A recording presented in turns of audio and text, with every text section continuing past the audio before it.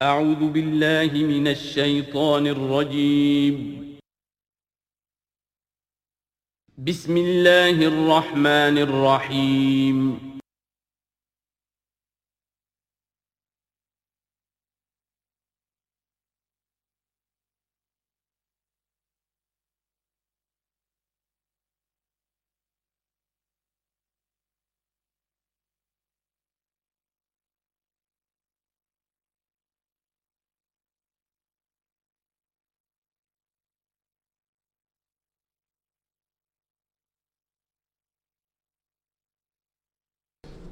الحمد للہ وکفا والصلاة والسلام علی عباده الذین اصطفى اما بعد فقد قال اللہ تبارک وتعالی کما ورد فی سورۃ محمد صلی اللہ علیہ وسلم اعوذ باللہ من الشیطان الرجیم بسم اللہ الرحمن الرحیم مثل الجنة التي وعد المتقون فيها انہار من ماء غیر آسن وانہار من لبن لم يتغیر طعمه وانہار من خمر لذۃ للشاربین وانہار من عسل مصفى ولہم فیہا من کل الثمرات ومغفرۃ من ربہم کمن هو خالد فی النار وسقوا ماء حمیما فقطع امعاءہم صدق اللہ العظیم۔ مثال اس جنت کی جس کا وعدہ کیا گیا ہے متقیوں سے، اس میں نہریں ہیں پانی کی جن میں کوئی بو نہیں، اور نہریں ہیں دودھ کی جس کا ذائقہ تبدیل نہیں ہوتا، وانہار من خمر، اور ایسی شراب کی نہریں کہ جو لذت والی ہے پینے والوں کے لیے، وانہار من عسل مصفى، اور نہریں ہیں ایسے شہد کی جس کو صاف کیا جا چکا ہو، جھاگ اتارا جا چکا ہو، وَلَهُمْ فِيهَا مِنْ كُلِّ الثَّمَرَاتِ، اور پھر مزید برآں ان کے لیے ہوں گے وہاں تمام میوے، تمام پھل، وَمَغْفِرَةٌ مِّن رَبِّكُمْ، اور مغفرت ہوگی ان کے رب کی طرف سے۔ بھلا یہ لوگ کمن ہوا خالد فی النار، بھلا وہ لوگ کہ جو ان جنتوں میں ہوں گے ان کے برابر ہو سکتے ہیں وہ کہ جو ہیں آگ میں، جو رہیں گے ہمیشہ آگ میں، وَسُقُوا مَاءً حَمِيمًا، اور انہیں پینے کو دیا جائے گا کھولتا ہوا پانی، فَقَطَّعَ أَمْعَاءَهُمْ، جو ان کی انتڑیوں کو کاٹ کر رکھ دے گا۔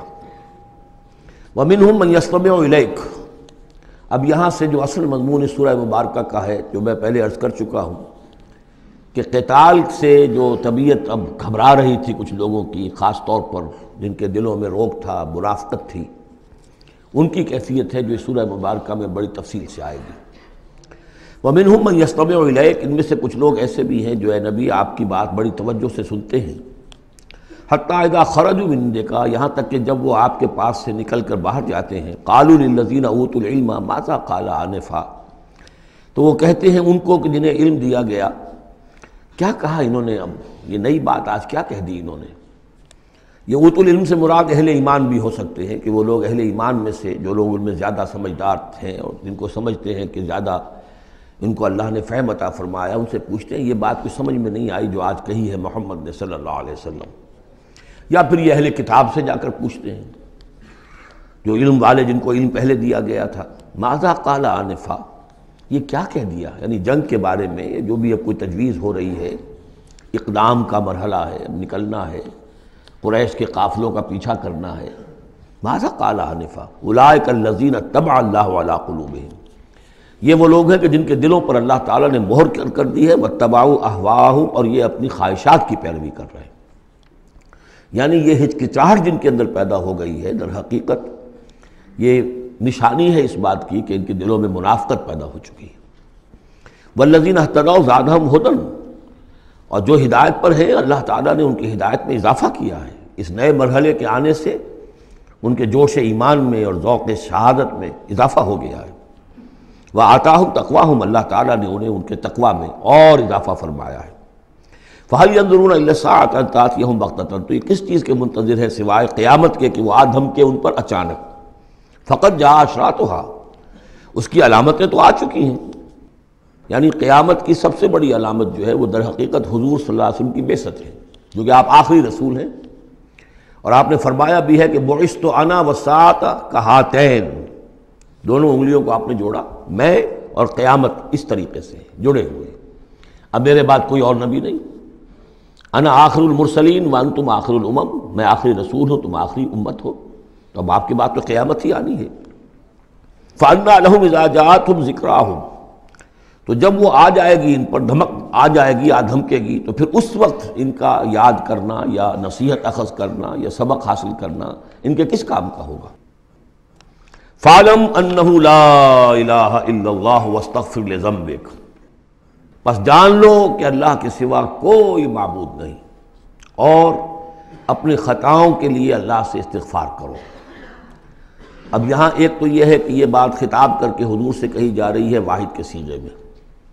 اس حوالے سے ایک تعویل تو یہ ہو سکتی ہے کہ یہ حقیقت میں حضور کی وساطت سے آپ کی امت سے کہی جا رہی ہے، لیکن یہ ہے کہ اس میں علماء نے یہ بات بھی نکالی ہے کہ یہاں حضور مخاطب ہے، اور حضور کی مخاطبت میں یہ پہلو موجود ہے کہ حضور کے گناہ کا معاملہ جو ہے ہم اپنے گناہ پر قیاس نہ کریں۔ حسنات الابرار سیئات المقربین، حضور کی تو جو انٹینسٹی ہوتی تھی تعلق با اللہ کی شدید، اس میں ذرا سی کمی آتی تھی تو آپ اسے بھی سمجھتے تھے کہ بہت بڑی کوتاہی مجھ سے ہو گئی ہے۔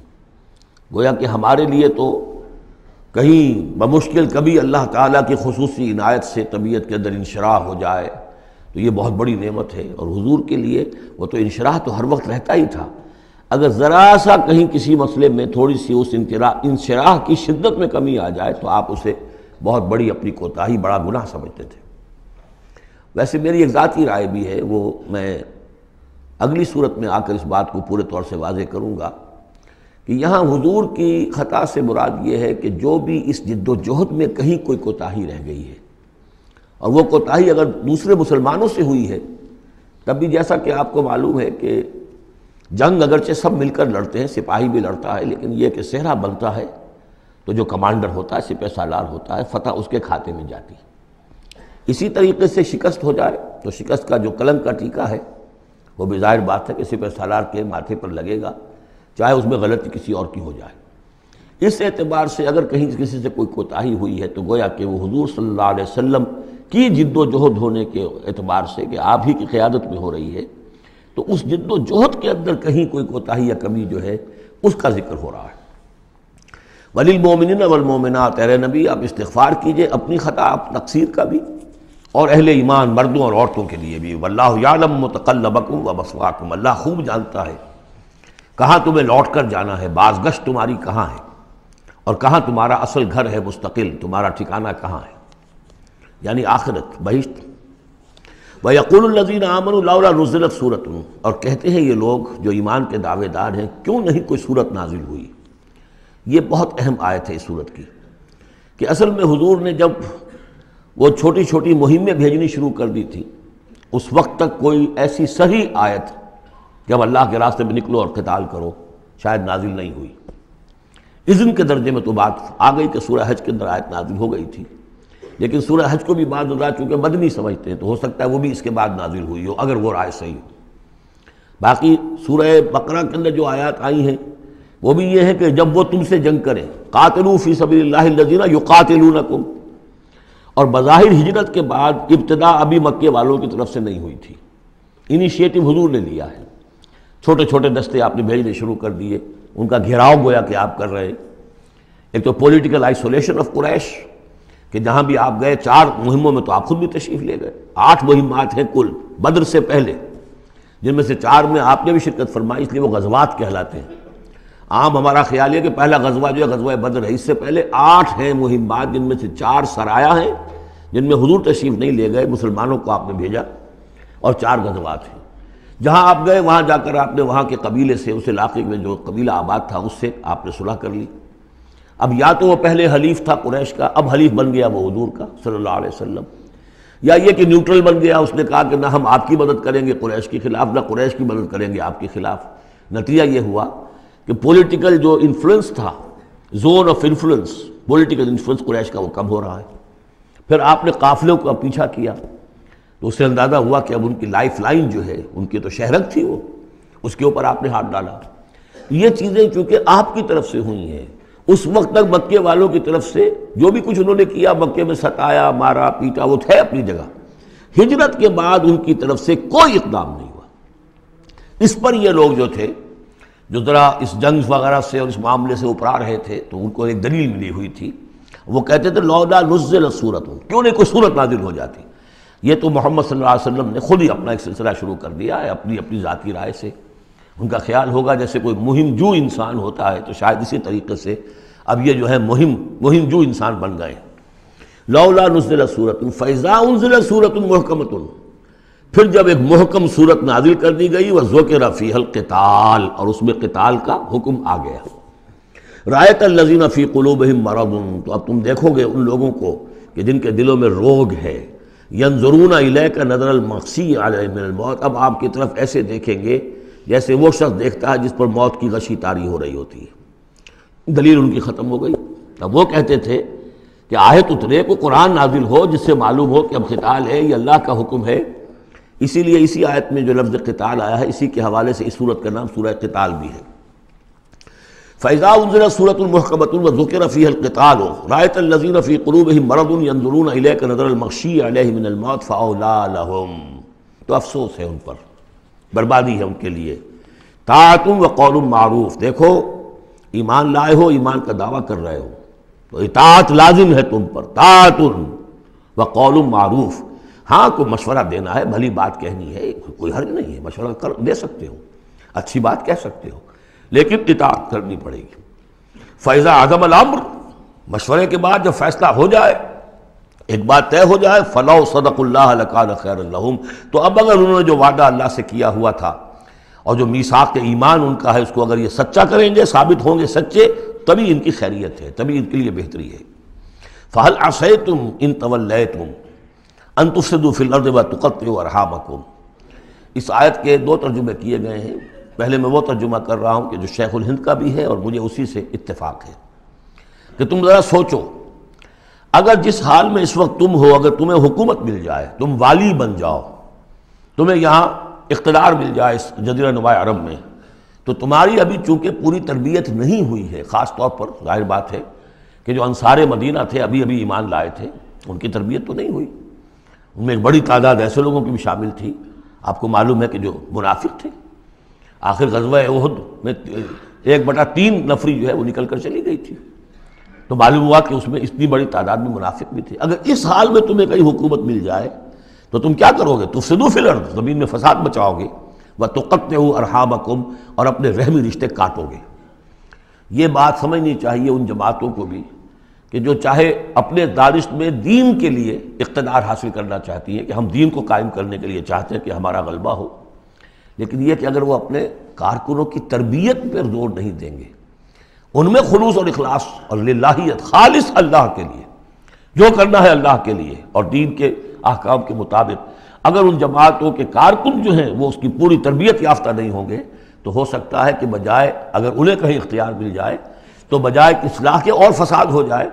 اور پہلا فساد تو اس اعتبار سے کہ بہرحال وہ لوگ فاسق اور فاجر تھے، انہوں نے جو فساد مچایا سو مچایا، لیکن اگر دین کے نام پر کہیں فساد مچ جائے تو پھر دین بدنام ہو جائے گا۔ یہ ہے مضمون کہ جو یہاں اس آیت میں آیا ہے کہ ابھی تمہیں امتحانوں میں سے گزرنا پڑے گا، بھٹیوں میں سے نکلو گے تب تم ذرے خالص بنو گے اور کندن بنو گے۔ ایک ترجمہ یہ کیا گیا ہے ان تولیتم، مطلب اگر تم منہ موڑ لو گے، قتال نہیں کرو گے، تو اس کا نتیجہ یہ نکلے گا کہ زمین میں فساد ہوگا اور تم اپنے رحمی رشتے قطع کرو گے۔ لیکن میرے نزدیک پہلا مضمون، یہ ترجمہ میں آپ کو پڑھ کر سنا رہا ہوں، شیخ الہند کا ہے۔ پھر تم سے یہ بھی توقع ہے کہ اگر تم کو حکومت مل جائے تو خرابی ڈالو ملک میں اور قطع کرو اپنی قرابتیں، مجھے اسی سے اتفاق ہے۔ اولئک الذین لعنہم اللہ فاصمہم واعمی ابصارہم، یہ وہ لوگ ہیں کہ جن پر اللہ تعالیٰ نے لعنت کی ہے اور انہیں بہرا بھی کر دیا ہے اور ان کی نگاہوں کو اندھا کر دیا ہے۔ افلا یتدبرون القرآن ام علی قلوب اقفالها، کیا یہ قرآن پر تدبر نہیں کرتے؟ قرآن پر تدبر کریں، اس کے بین السطور بھی تو پڑھیں۔ غلبہ دین کی جد و جہد میں یہ سارے مراحل آنے والے ہیں، یہ تو ان سے پہلے کہہ دیا گیا تھا، سورہ عنکبوت میں آ چکا تھا۔ احسب الناس ان یترکوا ان یقولوا آمنا وهم لا یفتنون، کیا لوگوں نے یہ سمجھا تھا کہ صرف یہ کہنے سے کہ ہم ایمان لائے انہیں چھوڑ دیا جائے گا اور بخش دیا جائے گا اور انہیں آزمایا نہیں جائے گا؟ وَلَقَدْ فَتَنَّا الَّذِينَ مِن قَبْلِهِمْ فَلَيَعْلَمَنَّ اللَّهُ الَّذِينَ صَدَقُوا وَلَيَعْلَمَنَّ الْكَاذِبِينَ، ہم نے تو ہمیشہ جو بھی ان سے پہلے تھے ان کو بھی آزمایا ہے، اور اللہ تو صاف کھول دے گا، واضح کر دے گا کہ کون حقیقت میں سچے مومن ہیں اور کون جھوٹ موٹ کے مومن بنے ہوئے ہیں۔ اور اسی صورت میں آگے بھی آ گیا فَلَيَعْلَمَنَّ اللَّهُ الَّذِينَ آمَنُوا وَلَيَعْلَمَنَّ الْمُنَافِقِينَ، اللہ تو بالکل دودھ کا دودھ پانی کا پانی جدا کر دے گا کہ اللہ تعالیٰ کھول دے گا کہ کون واقعی مومن اور کون منافق ہے۔ تو کیا یہ لوگ قرآن پر تدبر نہیں کرتے یا ان کے دلوں پر قفل پڑ چکے ہیں؟ ان الذین ارتدوا علی ادبارہم من بعد ما تبین لہم الہدی، یقیناً وہ لوگ جو اپنی پیٹھوں کے بل مڑ جائیں گے اس کے بعد کہ ان پر ہدایت واضح ہو چکی ہو۔ الشیطان سول لہم، شیطان نے در حقیقت ان کے لیے یہ مرحلہ ارتداد کا اور پیچھے مڑ جانے کا آسان کر دیا ہے۔ وَأَمْلَىٰ لَهُمْ، اور ان کو بڑی طول عمل کے اندر پھنسا دیا ہے، لمبے لمبے ان کی امیدیں ہیں دنیا کے اندر۔ ظاہر بات ہے دنیا میں بڑے بڑے نقشے بنا رکھے ہیں، تو اب یہ میدان جنگ میں جاتے ہوئے تو انسان کترائے گا۔ ذَلِكَ بِأَنَّهُمْ قَالُوا لِلَّذِينَ كَرِهُوا مَا نَزَلَ اللَّهُ سَنُطِيعُكُمْ فِي بَعْضِ الْأَمْرِ، یہ اس لیے ہے کہ انہوں نے کہا ان لوگوں سے جنہیں ناپسند ہے وہ شے جو اللہ نے نازل کی۔ اللہ نے قرآن نازل کیا، یہ ناپسند کس کو تھا؟ قریش کو تھا، کفار کو اور یہود کو۔ تو یہ لوگ جو ایمان تو لے آئے تھے، لیکن یہ کہ ان کے اندر وہ روگ تھا، دلوں میں وہ مرض تھا، وہ نفاق کی بیماری جڑ پکڑ چکی تھی۔ وہ یہ کہتے تھے ذالک بانہم قالوا للذین کرہوا ما نزل اللہ، جن لوگوں کو یہ اللہ کے اتاری ہوئی کتاب اور اللہ کے اتارے ہوئے احکام پسند نہیں آتے، ان سے جا کر ان کا سنطیعکم فی بعض الامر، کہ دیکھیے ہم اگرچہ ایمان تو لے آئے ہیں، وہ محمد کی بات تو ہمیں ماننی ہے، لیکن ہم آپ کی بھی اطاعت جاری رکھیں گے، کچھ چیزوں کے اندر آپ کی بات پر ہم عمل کریں گے، آپ کا حکم مانیں گے۔ آپ یہ نہ سمجھیے کہ ہم نے آپ سے اپنا رشتہ بالکل توڑ لیا۔ منافق اسی کو کہتے ہیں کہ جس نے دونوں کے ساتھ جوڑا رکھنے کی اپنے آپ کو کوشش کی۔ مذبذبین بین ذلک لا الہ ہؤلاء ولا الہ ہؤلاء، ان کے پاس جاتے ہیں تو کہتے ہیں، اہل ایمان کے پاس آتے ہیں تو کہتے ہیں ہم ایمان لے آمنا، وَإِذَا خَلَوْا إِلَىٰ شَيَاطِینِهِمْ قَالُوا إِنَّا مَعَكُمْ إِنَّمَا نَحْنُ مُسْتَهْزِئُونَ وَاللَّهُ يَعْلَمُ إِسْرَارَهُمْ، اور اللہ تعالیٰ کو خوب معلوم ہے جو کچھ کی یہ خفیہ باتیں کرتے ہیں جا کر۔ فَكَيْفَ إِذَا تَوَفَّتْهُمُ الْمَلَائِكَةُ يَضْرِبُونَ وُجُوهَهُمْ وَأَدْبَارَهُمْ، تو کیا حال ہوگا ان کا جب کہ ان کی جانیں قبض کریں گے فرشتے، ان کے چہروں پر ضرب لگاتے ہوئے اور ان کی پیٹھوں کے اوپر ضرب لگاتے ہوئے۔ ذَلِكَ بِأَنَّهُمُ اتَّبَعُوا مَا أَسْخَطَ اللَّهُ، یہ اس لیے کہ انہوں نے پیروی اس چیز کی جو اللہ کو ناپسند ہے۔ وَكَرِهُوا رِضْوَانَهُ، اور ناپسند کیا انہوں نے اللہ کی رضا کو۔ فَأَحْبَطَ أَعْمَالَهُمْ، تو اللہ نے ان کے سارے اعمال اکارت کر دیے، حبط کر دیے۔ یعنی اب تک انہوں نے حضور کے پیچھے نمازیں جو پڑھی ہیں اور جو بھی کوئی نیکیاں کی ہیں، اب جب مرحلہ آ گیا ہے قتال کا اور یہ جی چرا رہے ہیں، تو گویا کہ وہ سارے ان کے اب تک کے جو اعمال ہیں وہ حبط ہو جائیں گے۔ ام حسب الذین فی قلوبہم مرض ان لن یخرج اللہ اضغانہم، کیا سمجھا تھا ان لوگوں نے کہ جن کے دلوں میں یہ روگ ہے کہ اللہ تعالیٰ ان کے کھوٹ کو ظاہر نہیں کرے گا؟ وہ اپنے کھوٹ کو اندر جو نفاق کی بیماری لیے پھرتے ہیں اس کو چھپائے رکھ سکیں گے؟ انہوں نے یہ سمجھا تھا۔ اللہ تعالیٰ نے تو اسے واضح کرنا تھا۔ فَلَيَعْلَمَنَّ اللَّهُ الَّذِينَ آمَنُوا وَلَيَعْلَمَنَّ الْمُنَافِقِينَ، تو ام حسب الذین فی قلوبہم مرض ان لن یخرج اللہ اضغانہم، انہوں نے سمجھا تھا کہ اللہ تعالیٰ ان کے کھوٹ کو، دلوں کے کھوٹ کو علم نشرہ نہیں کر دے گا۔ وَلَوْ نَشَاءُ لَأَرَيْنَاكَهُمْ، اور اگر ہم چاہیں تو اے نبی آپ کو دکھا دیں کہ یہ ہیں وہ لوگ۔ فَلَعَرَفْتَهُمْ بِسِیمَاهُمْ، آپ ان کے چہروں سے انہیں خود ہی پہچان لیں گے۔ ظاہر بات ہے کہ ایک صادق الایمان شخص کا چہرہ اور ایک منافق کا چہرہ، انسان کے قلب کی کیفیت جو ہوتی ہے وہ تو چہرے کے اوپر جو ہے، face is the index of mind, ذہنی کیفیت جو ہے، قلب کی کیفیت جو ہے وہ چہرے پر ہوتی ہے۔ فَلَعَرَفْتَهُمْ، تو آپ پہچان ہی چکے ہیں انہیں ان کے چہروں سے۔ وَلَتَعْرِفَنَّهُمْ فِي لَحْنِ الْقَوْلِ، اور مزید آپ پہچان لیں گے انہیں ان کی گفتگو کے ڈھب سے، انداز سے۔ گفتگو میں بھی ظاہر بات ہے کچھ چاپلوسی کریں گے، کچھ ہیر پھیر ڈالیں گے۔ ایک مخلص آدمی کی گفتگو اور ایک اس طرح کے شخص کی گفتگو، زمین و آسمان کا فرق ہوتا ہے۔ وَاللَّهُ يَعْلَمُ أَعْمَالَكُمْ، اللہ تمہارے اعمال کو خوب جانتا ہے۔ وَلَنَبْلُوَنَّكُمْ حَتَّى نَعْلَمَ الْمُجَاهِدِينَ مِنْكُمْ وَالصَّابِرِينَ، اور ہم تو لازماً آزمائیں گے تمہیں، یہاں تک کہ ہم، ترجمہ تو ہوگا ہم معلوم کر لیں، ہمیں علم ہو جائے۔ لیکن چونکہ اہل سنت کا عقیدہ یہ کہ اللہ کا علم تو قدیم ہے، تو یہاں ہم اس کی ترجمانی کرتے ہوئے کہتے ہیں ہم ظاہر کر دیں گے اس کو، تاکہ سب کے علم میں آ جائے، سب دیکھ لیں۔ ہم آزمائیں گے تمہیں یہاں تک کہ سب دیکھ لیں کہ مجاہدین کون ہیں تم میں سے، حتیٰ نعلم المجاہدین منکم والصابرین، اور وہ جو صبر کرنے والے ہیں۔ وَنَبْلُوَ أَخْبَارَكُمْ، اور ہم تمہارے سارے حالات کی پوری طریقے سے تحقیق کر لیں۔ یہ تقریباً سمجھیے کہ وہ آیت جو آئی تھی سورہ بقرہ میں، وَلَنَبْلُوَنَّكُمْ بِشَيْءٍ مِّنَ الْخَوْفِ وَالْجُوعِ وَنَقْصٍ مِّنَ الْأَمْوَالِ وَالْأَنفُسِ وَالثَّمَرَاتِ، ابھی وہاں چونکہ قتال کا حکم نہیں آیا تھا، اس لیے وہاں پر ابھی جنگ کا تذکرہ نہیں تھا۔ یہ تو تھا کہ ہم تمہیں آزمائیں گے بھوک سے اور جان اور مال کے نقصان سے اور ثمرات کے ضیاع سے، لیکن یہاں اسی آیت کو ایک ایکسٹینشن سمجھیے، وَلَنَبْلُوَنَّكُمْ حَتَّىٰ نَعْلَمَ الْمُجَاهِدِينَ مِنكُمْ وَالصَّابِرِينَ، تاکہ ہم دیکھ لیں کون ہیں وہ جو واقعتاً جہاد کرنے والے ہیں، صبر کرنے والے ہیں، اور ان کی پوری طرح جانچ پرکھ کر لیں۔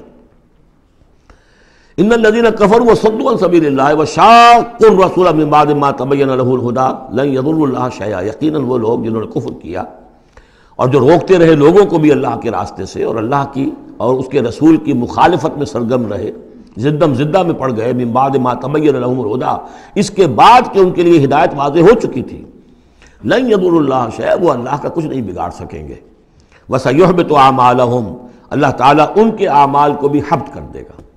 یعنی پہلے ذکر تھا منافقین کا، اب یہاں کفار مکہ کا ذکر ہے۔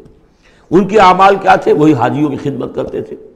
اجعلتم سقایۃ الحاج وعمارۃ المسجد الحرام کمن آمن باللہ والیوم الآخر، اور یہ کہ بہرحال اور بھی کچھ دے، کسی نے کھانا کھلا دیا، کسی کو کچھ اور کر دیا، اور پھر یہ کہ جو کچھ انہوں نے جد و جہد کی ہے، انہوں نے بھی مال خرچ کیے ہیں، جنگیں کی ہیں۔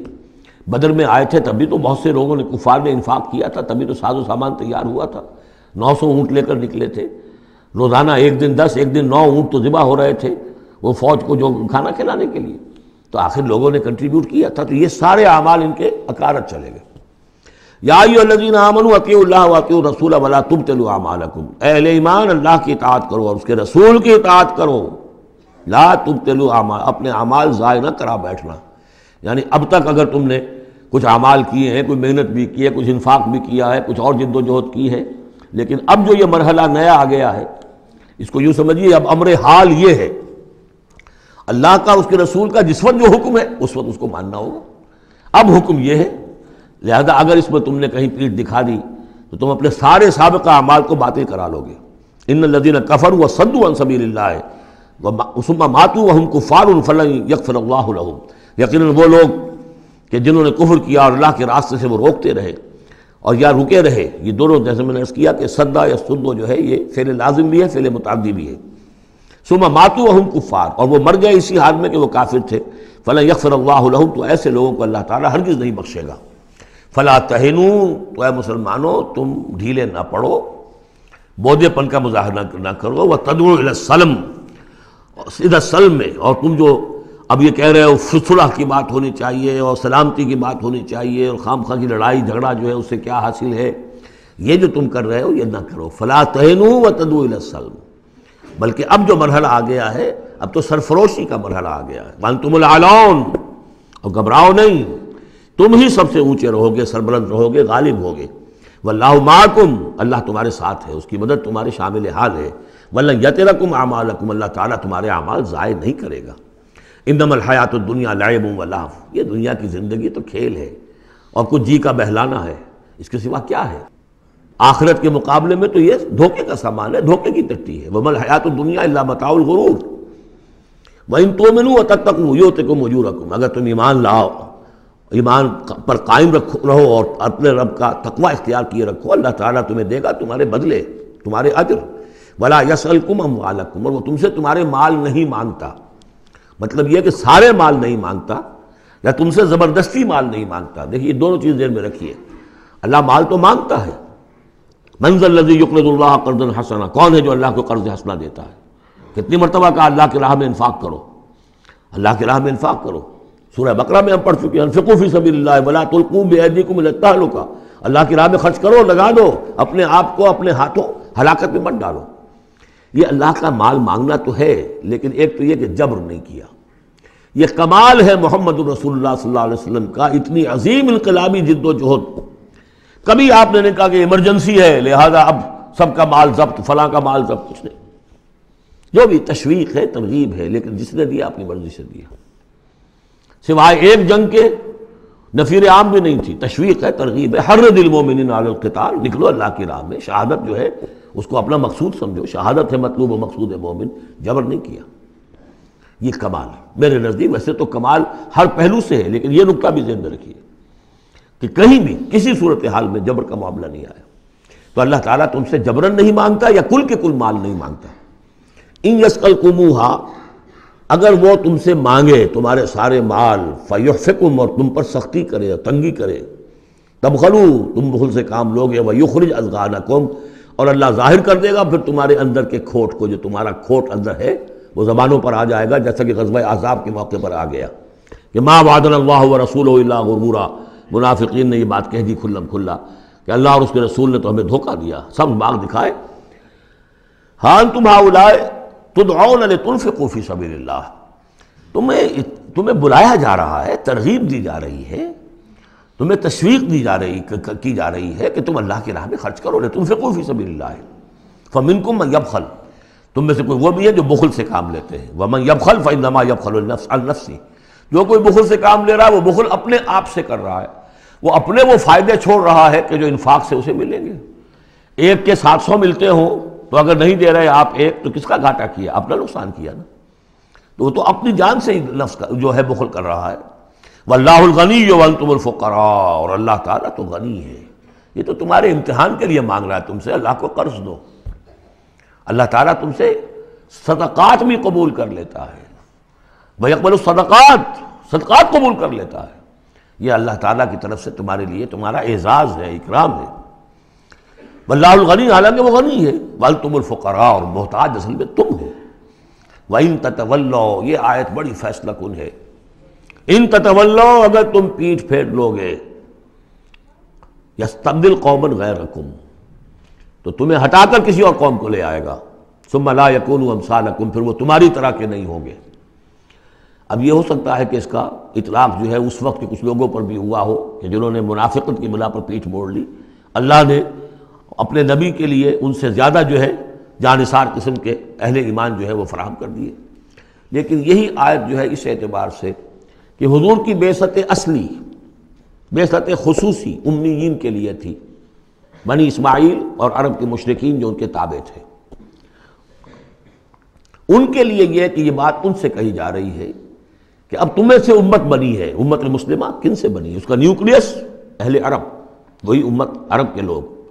اگر یہ مشن جو تمہارے حوالے ہوا ہے، کذالک جعلناکم امۃ وسطا لتکونوا شہداء علی الناس ویکون الرسول علیکم شہیدا، اگر تم نے اس مشن سے منہ موڑ لیا تو اللہ تمہیں ہٹائے گا، معزول کر دے گا، کسی اور قوم کو لے آئے گا۔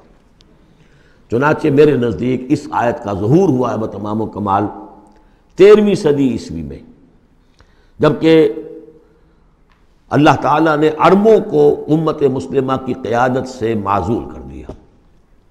1258 عیسوی میں سقوط بغداد ہوا، ہلاکو کے ہاتھوں جو مسلمانوں پر تاتاریوں کے ہاتھوں بیتی ہے، کروڑوں مسلمان قتل ہوئے اس وقت، معمولی نہیں۔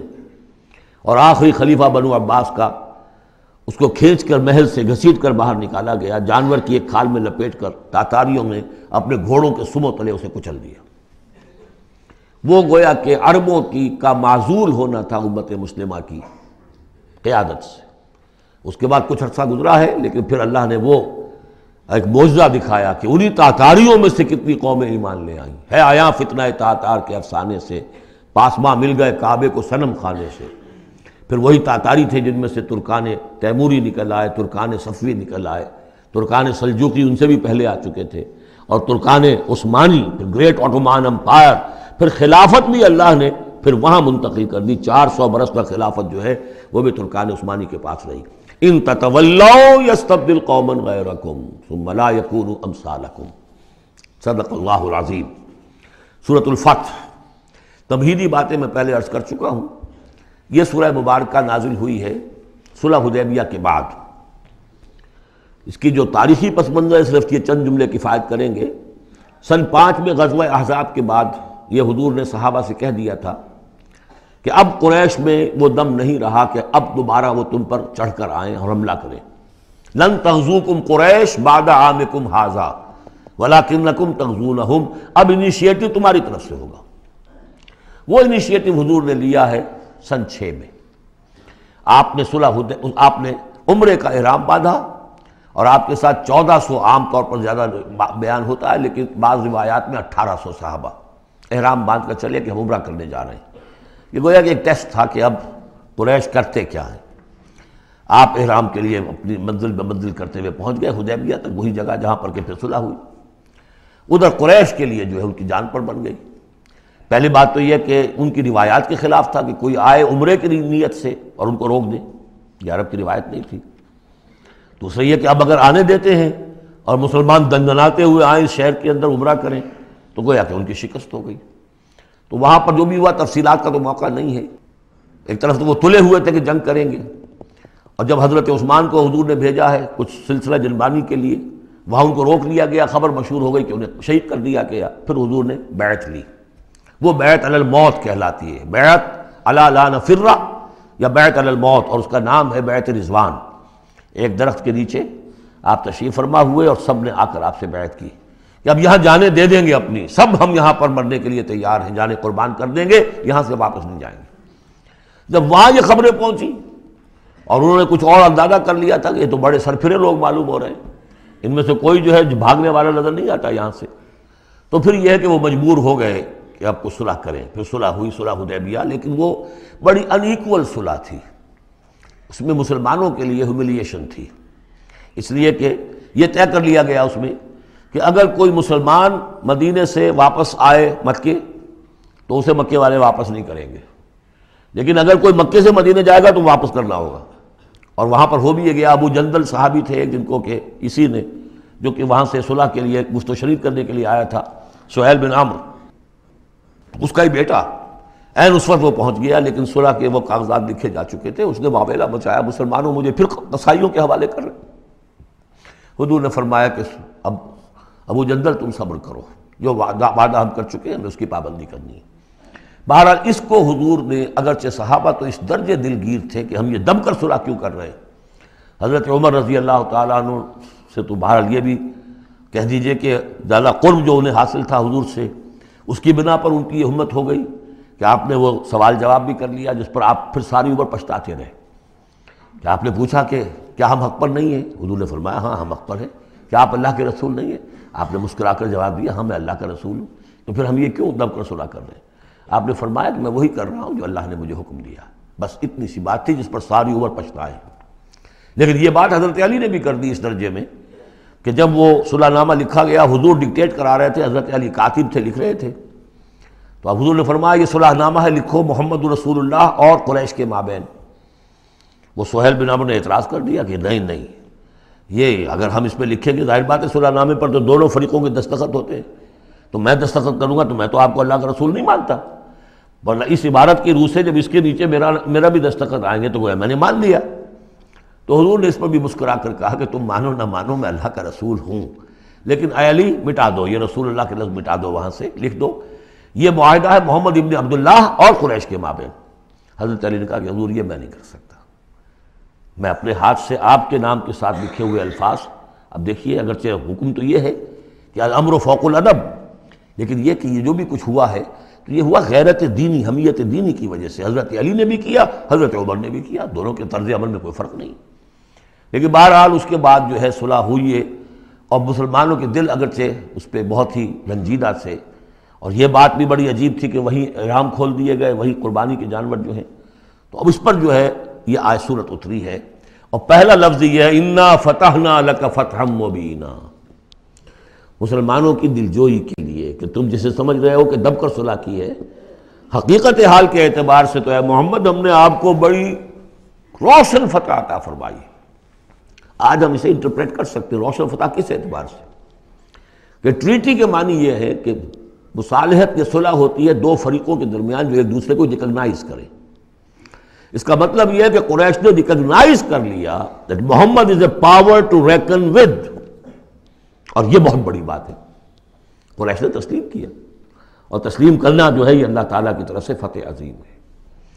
انا فتحنا لک فتحا مبینا لیغفر لک اللہ ما تقدم من ذنبک وما تاخر۔ اب دیکھیے یہ ذنب کا لفظ یہاں پہ دوبارہ آ گیا، تاکہ اللہ تعالیٰ بخش دے آپ کو جو پچھلے ہوئی آپ کی کوئی کوتاہیاں یا گناہ یا جو بعد میں ہوئی، وَيُتِمَّ نِعْمَتَهُ جو پیچھے رہے گناہ ان کو بھی بخش دے، وَيُتِمَّ نِعْمَتَهُ عَلَيْكَ اور تاکہ اللہ تعالیٰ اپنی نعمت کا اتمام فرما دے آپ پر، وَيَهْدِيَكَ صِرَاطًا مُسْتَقِيمًا اور آپ کو ہدایت دے سیدھے راہ کی طرف۔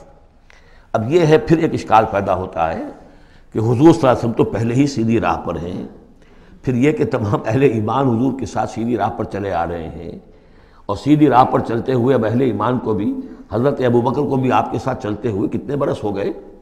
18 برس ہو گئے، تو اب ان کے معنی کیا ہو گئے؟ تو اس پہ بہت سی بحثیں ہیں، یہ تو اب میں تفصیل میں نہیں جا سکتا۔ میری توجہ وہی ہے جو میں اس سے پہلے سورہ محمد میں کر چکا ہوں ضم کی، کہ یہ جو جد و جہد ہوئی ہے اس میں اگر کہیں کوئی خامی کوتاہی کسی کی طرف سے ہوئی ہے، چاہے وہ کسی اور مسلمان کی طرف سے ہوئی ہے، صاحب ایمان کی طرف سے ہوئی ہے، غلطی ہوئی ہے، خطا ہوئی ہے، ان سب کی اب اللہ تعالیٰ تلافی فرما دے گا۔ یہ فتح مبین جو ہے وہ ان سب کو کور کر جائے گی، اور یہدیہ کا صراط مستقیم، اب آپ کی یہ جد و جہد بالکل سیدھی تیر کی طرح اپنے ہدف کی طرف بڑھے گی۔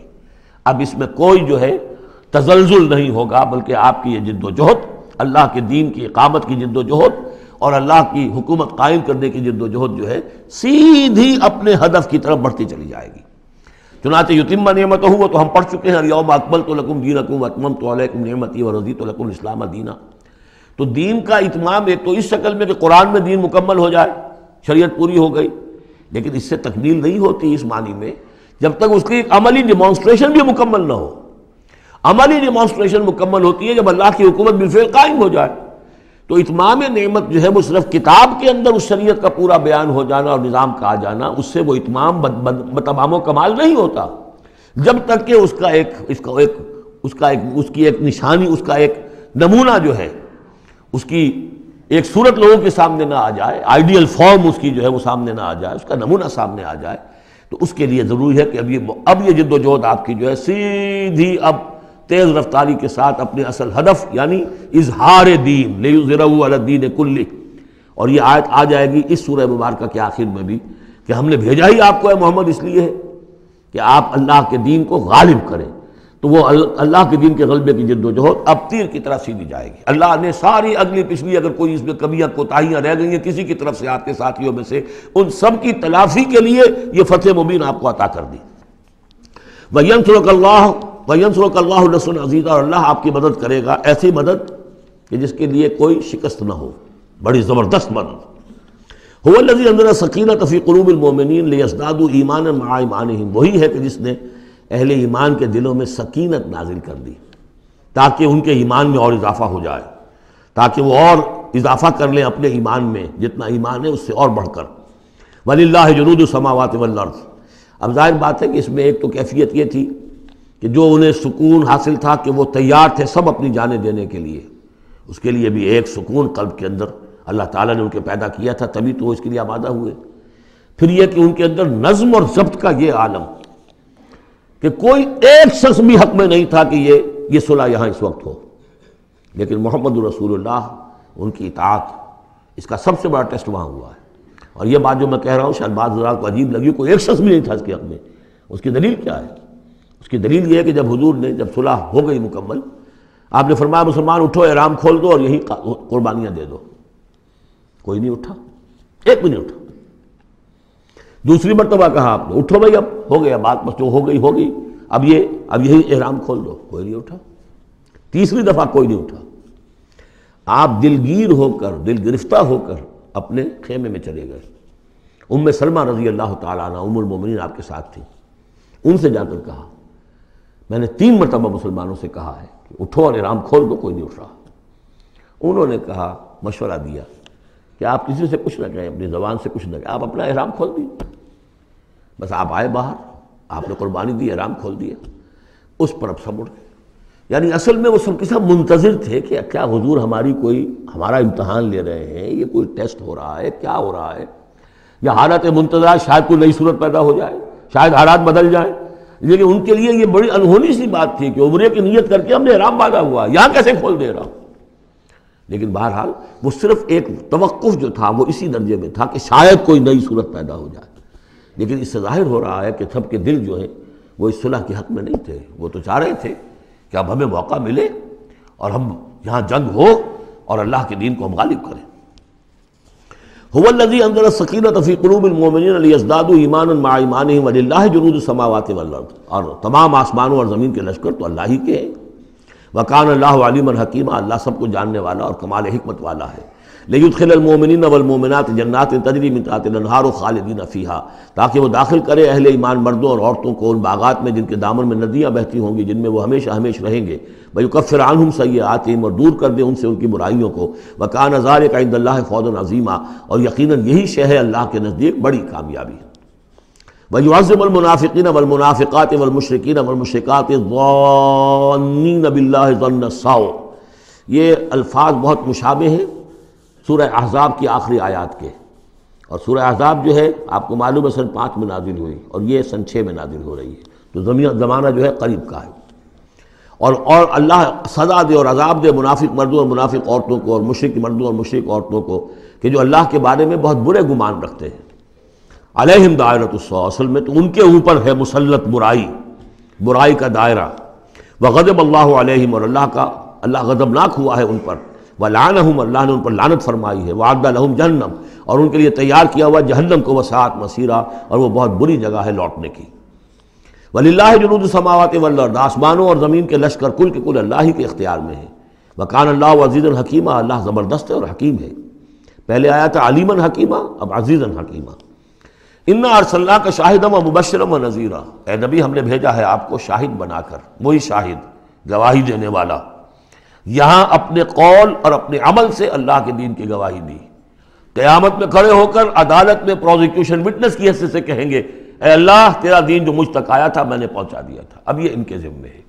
فکیف اذا جئنا من کل امۃ بشہید وجئنا بک علی ہؤلاء شہیدا، ہم نے آپ کو بھیجا ہے گواہ بنا کر اور بشارت دینے والا بنا کر اور خبردار کرنے والا بنا کر، لتؤمنوا باللہ ورسولہ، تاکہ اے مسلمانوں تم ایمان رکھو اللہ پر اور اس کے رسول پر، وتعزروہ وتوقروہ، اور اللہ کے رسول کی تو تم مدد بھی کرو اور ان کی تعظیم کرو، توقیر کرو، وتسبحوہ بکرۃ واصیلا، اور اللہ کی تم تسبیح کرو صبح شام۔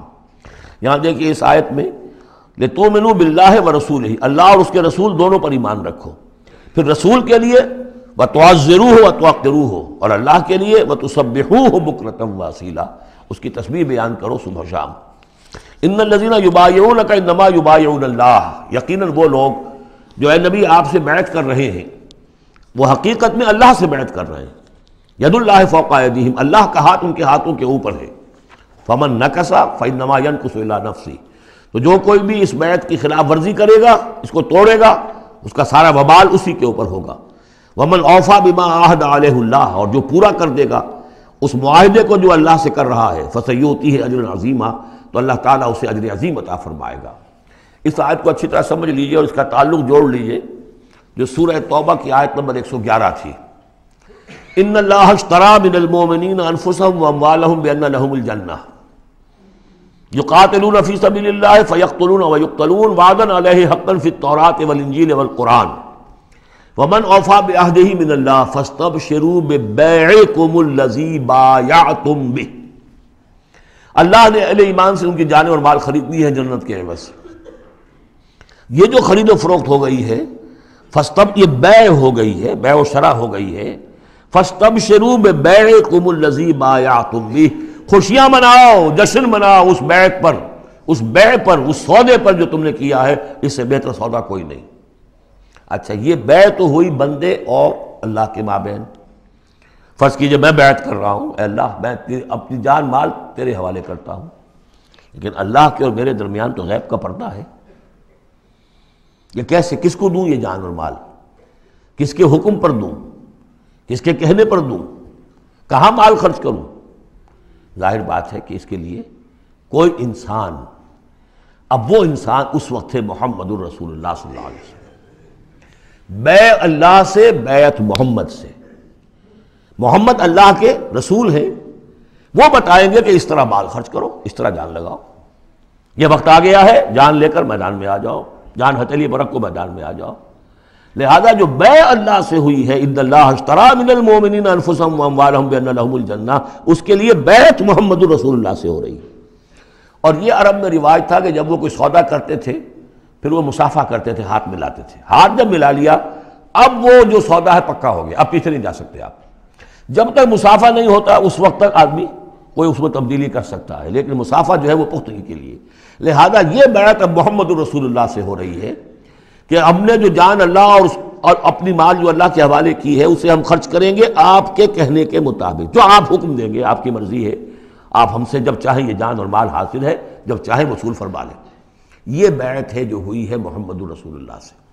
اچھا، اس میں جو یہ فرمایا، چونکہ یہ تین فریق ہو گئے، اللہ، بیعت کرنے والا اور جس کے ہاتھ پر بیعت کی گئی، لہذا یہ ٹرائی پارٹائٹ ایگریمنٹ ہے، تین فریق ہیں اس کے۔ ایک وہ ہے حضور کا ہاتھ، جس پر بیعت کرنے والے کا ہاتھ آ گیا۔ اللہ نے فرمایا ایک تیسرا ہاتھ بھی ہے، وہ تمہیں نظر نہیں آ رہا، ید اللہ فوق ایدیہم، اللہ کا ہاتھ ان کے ہاتھوں کے اوپر ہے۔ تو یہ تین ہاتھ ہیں در حقیقت اس بیعت کے اندر، اس بیعت کے اندر۔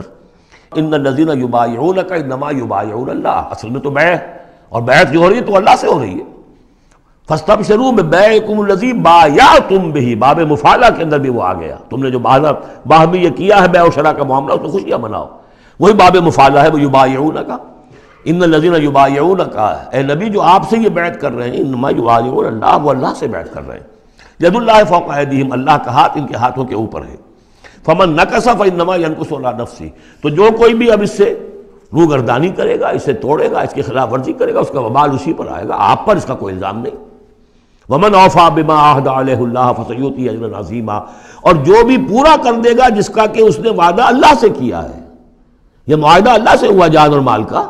اسی لیے سورہ احزاب میں آپ نے پڑھا تھا نا، من المؤمنین رجال صدقوا ما عہد اللہ علیہ فمنہم من قضی نحبہ ومنہم من ینتظر۔ اہل ایمان میں وہ جوان مرد ہیں جنہوں نے اپنا جو عہد کیا تھا اللہ سے وہ پورا کر دکھایا، سچا کر دیا۔ ان میں سے وہ بھی ہیں جو اپنی نظر پیش کر چکے، اور وہ بھی ہیں جو باقی منتظر ہیں ابھی کہ کب ہماری باری آئے۔ وبال دوش ہے سر جان ناتواں پہ، مگر لگا رکھا ہے تیرے خنجر و ثنا کے لیے، اے اللہ ہم لیے پھر رہے ہیں اس سر کو کہ کب تیری راہ میں کٹے اور ہم فارغ ہو جائیں، سمک دوش ہو جائیں، ہمارے کندھے سمک ہو جائیں، ہلکے ہو جائیں، سمک دوش، کندھا ہلکا ہو جائے۔ یہ سر کا بوجھ ہم لگائے ہوئے ہیں اپنے سر پر کہ کب تیری طرف سے حکم آئے ہم نے اپنے سر کٹوائیں اور ہم فارغ ہوں۔ اب اسی کو سمجھ لیجئے کہ حضور کے بعد یہ بیعت کس سے ہوگی؟ جو بھی کوئی داعی اللہ اب کھڑا ہو اللہ کے نام کے، نبی تو نہیں ہوگا، ہوگا امتی۔ اطاعت اس کی ہوگی اللہ اور اس کے رسول کی اطاعت کے نیچے نیچے، اس کے دائرے کے اندر، مستقل بذات اطاعت اس کی نہیں ہوگی۔ لیکن یہ کہ بہرحال اب بھی ضرورت ہوگی کہ کوئی جماعت ہو، کوئی جمعیت ہو، کوئی طاقت ہو، ایک فرد سے جو ہے اکیلا چنا بھاڑ نہیں پھوڑ سکتا۔ دین کو غالب کرنے کی جد و جہد، عقیم الدین جو ہم پڑھائے ہیں، یہ پورا سلسلہ جو ہے مکی صورتوں کا جو ان مدنی صورتوں کے ساتھ منسلک ہے، توحید عملی، اقامت دین، اور جو اس صورت کے اندر آ جائے گا لیظہرہ علی الدین کلہ، اس کے لیے جماعت چاہیے، جمعیت چاہیے۔ تو اب بھی کوئی اللہ کا بندہ ہوگا، آپ اسے ٹھوک بجا کر دیکھ لیں، اطمینان دیکھیں، سوچ دیکھیں اس کی رائے کیا ہے، وہ کیا سمجھتا ہے، اگر وہ دین سے بھی واقف ہے، اگر وہ یہ کہ زمانے کے حالات سے بھی واقف ہے، اس کی شخصیت کو دیکھیے، اس کے ماحول کو دیکھیے، اگر آپ کا دل گواہی دے کہ یہ کوئی بہروپیہ نہیں ہے، یہ واقعتاً سنسیئر آدمی ہے، خلوص کے ساتھ اس کے ہاتھ میں ہاتھ دے کر بیعت کیجیے، ساتھ چلیے۔ یہی طریقہ مسنون اور منصوص ہے، یہی ایک طریقہ ہے جس کا قرآن مجید میں، یعنی نصوص کسے کہتے ہیں؟ نصوص قرآنی، نصوص حدیث، حدیث میں بھی ذکر ہے تو بیعت کا ہے۔ باقی اور کوئی طریقہ جماعت سازی کا مسنون نہیں ہے، مباح وہ بھی ہے، جو بھی طریقہ اختیار کر لیا مباح ہے، حرام نہیں ہے۔ ممبرشپ ہے، ممبرشپ سے پھر امیر کا منتخب کرنا ہے، 2 سال 4 سال کے بعد پھر انتخاب، ٹھیک ہے، کوئی شے حرام نہیں ہے جب تک کہ اس کی حرمت کے لیے کوئی دلیل نہ ہو۔ لیکن مسنون اور منصوص اور معصور، تین الفاظ۔ نصوص قرآن و سنت میں جس کا تذکرہ ہے وہ بیعت ہے۔ جو مسنون ہے پوری زندگی حضور کی جو ہے، اس میں کتنی بیعتیں ہوئی ہیں، بیعت عقبہ اولیٰ، بیعت عقبہ ثانیہ، بیعت رضوان، اور پھر یہ کہ نحن الذین بایعوا محمدا علی الجہاد ما بقینا ابدا۔ جب غزوہ احزاب میں جب وہ خندق کھودی جا رہی تھی تو یہ شعر پڑھ رہے تھے صحابہ کرام، ہم ہیں وہ لوگ کہ جنہوں نے محمد سے بیعت کی ہے، جہاد کی، اب یہ جہاد جاری رہے گا جب تک جان میں جان ہے۔ یہ ہے ساری زندگی میں آپ کی یہ بیعت کا نظام تھا۔ اس کے بعد خلافت ہوئی تو بیعت پر ہوئی، حضرت ابو بکر سے بیعت، عمر سے بیعت، مشورہ علیحدہ بات ہے، جب طے ہو گیا کہ اب یہ ہو گیا تو بیعت۔ پھر خلافت میں کچھ غلط رخ پیدا ہو رہا تھا، حضرت حسین رضی اللہ تعالیٰ عنہ اور حضرت عبداللہ ابن زبیر رضی اللہ تعالیٰ عنہما یہ کھڑے ہوئے تو جنہوں نے جمعیت بنائی بیعت کی بنیاد پر بنائی۔ یہ دوسری بات ہے کہ جو کوفی تھے انہوں نے جو بیعت کی تھی حضرت حسین سے وہ توڑ دی انہوں نے۔ فمن نکث فانما ینکث علی نفسہ۔ اس کے بعد ہمارے ہاں اگر کوئی سلسلہ بنا ہے ارشاد کا، تزکیہ نفس کا، صوفیاء کا، وہ بھی بیعت، بادشاہ ہوتے تھے تو بیعت۔ پچھلی صدی میں جتنے جہاد ہوئے، ہمارے ہاں سب سے بڑا جہاد ہوا پچھلی صدی کا، 19ویں صدی عیسوی کا، سید احمد بریلوی رحمۃ اللہ علیہ اور شاہ اسماعیل شہید رحمۃ اللہ علیہ، ان لوگوں کا جو بیعت کی بنیاد پر جماعت تھی، کوئی اور بنیاد جماعت سازی کی نہیں تھی۔ مہدی سوڈانی نے جہاد کیا انگریزوں کے خلاف بیعت کی بنیاد پر، سنوسی نے جہاد کیا اطالویوں کے خلاف بیعت کی بنیاد پر۔ تو یہ بیعت کا لفظ ہے جو یہاں آیا ہے، اس کو اچھی طرح سمجھ لیجئے۔ یہ جان لیجئے کہ یہ جو دوسرا رکوع ہے اس سورہ مبارکہ کا، اور اس کے بعد تیسرا رکوع اور چوتھا رکوع جو ہے، ان میں بھی تقدیم و تاخیر ہے۔ یہ جو پہلے رکوع کا مضمون ہے یہ جا کر ملے گا اب تیسرے کے ساتھ، اور بعد میں یہ نازل ہوا ہے کہ یہ جو دوسرے رکوع میں آیتیں آ رہی ہیں۔ سَيَقُولُ لَكَ الْمُخَلَّفُونَ مِنَ الْأَعْرَابِ شَغَلَتْنَا أَمْوَالُنَا وَأَهْلُونَا، جب حضور واپس پہنچ گئے اور یہ غزوہ جو بیعت رضوان ہو گئی اور پھر صلح حدیبیہ ہو گئی، پھر آپ واپس پہنچے تو جاتے ہوئے گویا کہ ان سے کہا جا رہا ہے حضور سے، جیسے کہ غزوہ تبوک سے واپسی پر جو آیات نازل ہوئی وہ ہم سورہ توبہ میں پڑھ چکے ہیں۔ ان قریب کہیں گے وہ لوگ جو پیچھے رہ جانے والے تھے، من الاعراب، اعراب میں سے، شغلتنا اموالنا واہلونا، حضور نے عام اعلان کروایا تھا، فرض نہیں تھا، سب کے لیے لازم نہیں تھا، عمرے کے لیے چلنے کے لیے کہا تھا چلیں، جتنے لوگ چل سکتے ہیں چلیں۔ تو اب آئیں گے یہ وہ اعراب جو ہیں بادیہ نشین، اور وہ کہیں گے حضور ہم مشغول رہے اپنے اموال میں، اپنے ڈھور ڈنگر کی دیکھ بھال میں، اپنے اہل و عیال میں، ہم آپ کے ساتھ نہیں جا سکے، فاستغفر لنا، تو ہمارے لیے استغفار کیجئے۔ یقولون بألسنتہم ما لیس فی قلوبہم، یہ لوگ اپنے منہوں سے وہ کچھ کہہ رہے ہیں اپنی زبانوں سے جو ان کے دلوں میں نہیں ہے، دلوں میں کچھ اور ہے۔ یہ منافقوں کا تذکرہ ہو رہا ہے اعراب میں سے۔ قل فمن یملک لکم من اللہ شیئا ان اراد بکم ضرا او اراد بکم نفعا، ان سے کہیے کہ اگر اللہ تعالیٰ نے تمہارے لیے کوئی بھی اگر ضرر کا فیصلہ کیا تھا تو، اور اگر خیر کا فیصلہ کیا تھا تو کون سی چیز روک سکتی ہے؟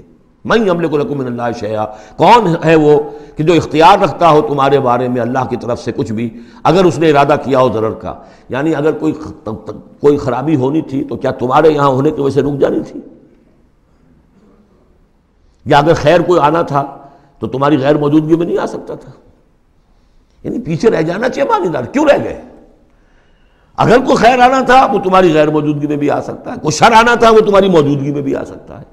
تو جب تمہاری موجودگی اور ناموجودگی اللہ کے اعتبار سے تو بالکل برابر ہے، تو تمہارا یہ بہانہ تراشنا جو ہے یہ صحیح نہیں ہے۔ بل کان اللہ بما تعملون خبیرا، بلکہ تم جو کچھ کرتے رہے ہو اللہ اس سے باخبر ہے۔ وہ کیا ہے؟ اب ان کے دل کی بات اللہ تعالیٰ، ان کے دل میں جو چور تھا، بل ظننتم، تمہیں یہ گمان ہو گیا تھا، ان لن ينقلب الرسول والمؤمنون الى اہلہم ابدا، ان کو یہ گمان ہوا کہ ان کا تو معلوم ہوتا ہے کہ واقعتاً کوئی دماغ خراب ہو گیا مسلمانوں کا، قریش پر چڑھائی کر کے جا رہے ہیں، قریش۔ یہ تو سمجھیے کہ ان کے لیے ابھی تک عرب میں جو ان کی حیثیت تھی قریش کی، وہ سمجھتے تھے کہ اب تو یہ موت کے منہ میں جا رہے ہیں، اب یہ واپس ان میں سے کوئی آنے والا نہیں ہے۔ بل ظننتم، تم نے یہ گمان کیا تھا، ان لن ينقلب الرسول والمؤمنون الى اہلہم ابدا، کہ اب واپس آئیں گے ہی نہیں رسول اور اہل ایمان اپنے گھر والوں کی طرف۔ وَزُيِّنَ ذَلِكَ فِي قُلُوبِكُمْ، اور یہ تمہارے دلوں میں کھما دی گئی بات، وَظَنَنْتُمْ ظَنَّ السَّوْءِ، اور تم نے بہت برا گمان کیا، وَكُنْتُمْ قَوْمًا بُورًا، اور تم ہو ہی تباہ ہونے والے لوگ۔ یہ منافقین اعراب کا تذکرہ ہو رہا ہے، اور یہ کب ہو رہا ہے؟ سن 6 میں۔ سن 2 کے اندر جو معاملہ تھا وہ بھی ہم دیکھ چکے ہیں، وہ جو سورہ محمد کے اندر آیا معاملہ، جبکہ ابھی یہ مرحلہ شروع ہو رہا تھا، ابھی قتال کا سلسلہ شروع ہونے والا تھا، اس وقت بھی ان کے دلوں میں صلح جوئی، امن سے کام کرو، صلح سے کام کرو، یہ خامخواہ جو ہے یہ اس طرح کی مہم جوئی مناسب نہیں ہے، اس وقت ان کا یہ خیال تھا۔ وَمَن لَّمْ يُؤْمِن بِاللَّهِ وَرَسُولِهِ فَإِنَّا أَعْتَدْنَا لِلْكَافِرِينَ سَعِيرًا، اور جو کوئی اللہ اور اس کے رسول پر ایمان نہ رکھے تو اللہ تعالیٰ نے ایسے کافروں کے لیے تو جہنم تیار کر رکھی ہے۔ وَلِلَّهِ مُلْكُ السَّمَاوَاتِ وَالْأَرْضِ يَغْفِرُ لِمَن يَشَاءُ، اور اللہ آسمانوں اور زمین کی بادشاہی اللہ ہی کے لیے ہے، وہ بخشتا ہے جس کو چاہتا ہے، وَيُعَذِّبُ مَن يَشَاءُ، اور عذاب دے گا جس کو چاہے گا، وَكَانَ اللَّهُ غَفُورًا رَحِيمًا، اور اللہ تعالیٰ غفور الرحیم ہے۔ سَيَقُولُ الْمُخَلَّفُونَ إِذَا انطَلَقْتُمْ إِلَىٰ مَغَانِمَ لِتَأْخُذُوهَا، اب یہ نوٹ کر لیجئے تاریخی اعتبار سے کہ اس کے فوراً بعد جو ہے اگلے ہی سال حضور نے، اب جب کہ قریش سے صلح ہو گئی تو آپ یکسو ہو گئے، ادھر سے کوئی حملہ اب نہیں ہوگا، تو آپ نے اپنی پوری طاقت لے کر خیبر پر حملہ کیا، جو گڑھ بن گیا تھا یہودیوں کا، جو بنو قینقاع اور بنو نذیر نکالے گئے تھے، جا کے وہیں آباد ہو گئے تھے، پہلے سے بھی وہاں پر وہ بڑا گڑھ تھا، ان کے بڑے قلعے تھے، بڑے یعنی فورٹیفائڈ، اور وہاں پر سارا وہ اب حضور نے ان کی جو ہے سرکوبی کی۔ جب حضور خیبر کی طرف جا رہے تھے، اب ان کا ہم بھی چلتے ہیں آپ کے ساتھ، اس لیے انہیں یقین تھا کہ فتح ہوگی اور مال غنیمت آئے گا۔ سَيَقُولُ الْمُخَلَّفُونَ إِذَا انطَلَقْتُمْ إِلَىٰ مَغَانِمَ، اور اے مسلمانوں جب تم اب جاؤ گے غنیمت حاصل کرنے کے لیے، یعنی اب جو غزوہ خیبر کی طرف جو پیش قدمی کرو گے، تو یہی لوگ جو پہلے پیچھے رہ گئے تھے وہ یہ کہیں گے ذرونا نتبعکم، ہم بھی آپ کے ساتھ چلیں، اجازت دیجیے۔ یریدون ان یبدلوا کلام اللہ، یہ اللہ کے کلام کو بدل دینا چاہتے ہیں۔ وہ اللہ کا کلام اگلے رکوع میں آ رہا ہے کہ ان کے بارے میں طے کر دیا گیا تھا کہ جو لوگ اس صلح حدیبیہ کے موقع پر نہیں گئے ہیں ساتھ حضور کے، اب ان کو کسی بھی دوسری نیکسٹ جنگ کے اندر شمولیت کی اجازت نہیں ہوگی۔ وہ آگے آ رہا ہے، اس لیے اس کے سمجھنے میں تھوڑی سی دقت ہوتی ہے، لیکن سمجھ لیجئے کہ وہ آگے ہے، اسی لیے تقدیم و تاخیر کی میں نے بات آپ سے کی تھی۔ یریدون ان یبدلوا کلام اللہ، یہ چاہتے ہیں کہ اللہ کے کلام کو تبدیل کر دیں، اللہ کے حکم کو بدل دیں۔ قل لن تتبعونا، کہہ دیجئے کہ نہیں اب تم ہمارے ساتھ نہیں جاؤ گے۔ کذالکم قال اللہ من قبل، یہ بات اللہ تعالیٰ پہلے ہی کہہ چکا ہے پہلے، اور اس صورت میں آ رہا ہے ذرا بعد میں۔ فسیقولون بل تحسدوننا، وہ کہیں گے یہ تو آپ لوگ حسد کر رہے ہیں ہم سے، آپ ہمیں ساتھ نہیں لے جانا چاہتے، جبکہ ہمیں اندازہ ہے کہ وہاں پہ غنیمتیں ملیں گی۔ بل کانوا لا یفقہون الا قلیلا، حقیقت یہ ہے کہ یہ فہم ہی نہیں رکھتے، تفقہ ہی نہیں رکھتے مگر بہت ہی تھوڑی۔ قل للمخلفین من الاعراب، یہ جو لوگ رہ گئے تھے پیچھے، یہ بدو لوگ، ان سے کہہ دیجئے ستدعون الی قوم اولی باس شدید، ان قریب پھر تمہیں بلایا جائے گا ایک ایسی قوم کی طرف، ایسے قوم کے مقابلے کی طرف جو بڑی طاقت والی ہوگی۔ تو قاتلونہم او یسلمون، یا تم ان سے قتال کرو گے یا وہ مسلمان ہوں گے اور یا وہ اطاعت قبول کریں گے۔ اس سے ہے اشارہ در حقیقت جو نیا سلسلہ جنگوں کا اب شروع ہونے والا تھا، اور وہ تھا سلطنت روما کے خلاف غزوہ موتا۔ اب اندرون ملک عرب کا معاملہ جو تھا وہ ختم ہوا، اب تو اصل جو معاملہ پیش آنا ہے وہ انقلاب محمدی کا بین الاقوامی مرحلہ ہے، تصدیر الانقلاب، انقلاب کو اب آگے ایکسپورٹ کرنا ہے، اور اب ٹکراؤ ہونے والا ہے جس کی پیشگی خبر دی جا رہی ہے سلطنت روما کے ساتھ، جہاں سٹینڈنگ آرمیز تھی لاکھوں کی، یہ رومن لیجنز مشہور ہیں تاریخ کے اندر، غرق آہن اور ٹرینڈ۔ تو تمہیں بلایا جائے گا اس وقت، پھر تمہیں ایک موقع دے دیا جائے گا، ستدعون الی قوم اولی باس شدید تقاتلونہم او یسلمون، اور یہ اصل میں تین چیزیں آ گئیں وہی کہ اب جو بھی اس عرب سے باہر جو معاملہ ہوا ہے، یا تو وہ اسلام لے آئیں یا وہ اطاعت قبول کر لیں، یہ دونوں یسلمون میں شکلیں ہو جائیں گی، اطاعت قبول کر لیں یا اسلام لے آئیں، یا پھر جنگ ہوگی۔ فَإِن تُطِيعُوا يُؤْتِكُمُ اللَّهُ أَجْرًا حَسَنًا، اگر اس وقت تم اطاعت کرو گے اللہ کے رسول کی، ان کے ساتھ جاؤ گے تو اللہ تعالیٰ جو ہے تمہیں اجر حسنہ دے گا۔ وَإِن تَتَوَلَّوْا كَمَا تَوَلَّيْتُم مِّن قَبْلُ، اور اگر تمہیں اسی طرح پیٹھ دکھا دی جیسے کہ پہلے پیٹھ دکھائی تھی، يُعَذِّبْكُمْ عَذَابًا أَلِيمًا، تو اللہ تعالیٰ عذاب علیم دے گا تمہیں۔ لَيْسَ عَلَى الْأَعْمَىٰ حَرَجٌ، ہاں اگر کوئی اندھا ہے تو اس پر کوئی الزام نہیں ہے، کوئی تنگی نہیں ہے، وہ اگر نہیں گیا کوئی بات نہیں۔ وَلَا عَلَى الْأَعْرَجِ حَرَجٌ، نہ کوئی لنگڑا ہے تو اس کے لیے بھی نہیں ہے۔ وَلَا عَلَى الْمَرِيضِ حَرَجٌ، اسی طریقے سے کوئی بیمار ہے تو اس پر بھی کوئی اس کی باس پرس نہیں ہے۔ وَمَن يُطِعِ اللَّهَ وَرَسُولَهُ يُدْخِلْهُ جَنَّاتٍ تَجْرِي مِن تَحْتِهَا الْأَنْهَارُ، اور جو اللہ تعالیٰ اور اس کے رسول کی اطاعت کرے گا اللہ تعالیٰ اس کو داخل کرے گا ان باغات میں جن کے دامن میں ندیاں بہتی ہوں گی۔ وَمَن يَتَوَلَّى، اور جو کوئی پلٹ جائے، پیٹھ موڑ لے، يُعَذِّبْهُ عَذَابًا أَلِيمًا، اللہ تعالیٰ اسے عذاب علیم، دردناک عذاب دے گا۔ اب اس کے بعد یہ پہلے رکوع والا مضمون جو بیعت کا مضمون چل رہا تھا، وہی بیعت کا مضمون اب آگے یہاں چل رہا ہے۔ یہ بیچ والا جو ہے دوسرے رکوع کا مضمون یہ اس کے بعد کا تھا، پہلے آ گیا ہے۔ وہاں جو فرمایا تھا کہ ان الذین یبایعونک انما یبایعون اللہ، اب آگے چلیے، لقد رضی اللہ عن المؤمنین اذ یبایعونک تحت الشجرہ، اللہ راضی ہو گیا ان اہل ایمان سے جو آپ سے بیعت کر رہے تھے درخت کے نیچے۔ فعلم ما فی قلوبہم، تو اللہ تعالیٰ کے علم میں ہے جو کچھ ان کے دلوں میں تھا، اور اس وقت ذوق شہادت اور جوش جہاد تھا، ابھی وہ صلح کی بات تو ہوئی نہیں، وہ تو بیعت کر کے ہونے کی بعد ہوئی ہے۔ فانزل السکینۃ علیہم، اللہ نے ان پر سکینت، سکون، اطمینان نازل کر دیا۔ واصابہم فتحا قریبا، اور انہیں فتح دے دی بہت قریب، وہ فتح قریب وہی ہے، انا فتحنا لک فتحا مبینا، اس صلح کو کہا گیا کہ فوری طور پر انہیں فتح مل گئی۔ ومغانم کثیرۃ یاخذونہا، اور بہت سی غنیمتیں ہیں جو وہ اور جو لیں گے حاصل کریں گے. وَكَانَ اللَّهُ عَزِيزًا حَكِيمًا، اور اللہ تعالیٰ زبردست ہے، حکمت والا. وعدکم اللہ مغانم کثیرۃ تاخذونہا، اے مسلمانوں اللہ کا تم سے وعدہ ہے بہت سی غنیمتیں تمہیں ملیں گی. فعجل لکم ہذہ، تو یہ تو تمہیں نقد دے دی ہے، فوری طور پر دے دی ہے یہ فتح جو تمہیں مل گئی ہے. وکف ایدی الناس عنکم، اور اللہ تعالیٰ نے روک لیا لوگوں کے ہاتھوں کو تم سے. لتکون آیۃ للمؤمنین، تاکہ یہ اہل ایمان کے لیے ایک نشانی بن جائے. وَيَهْدِيَكُمْ صِرَاطًا مُسْتَقِيمًا، اور اللہ تعالیٰ تمہاری رہنمائی فرمائے سیدھے راستے کی طرف. یعنی اب تمہاری جد و جہد جو ہے وہ تیر کی طرح سیدھی کامیابی کے آخری مراحل تک پہنچ جائے. بارک اللہ لی ولکم فی القرآن العظیم ونفعنی وإیاکم بالآیات والذکر الحکیم.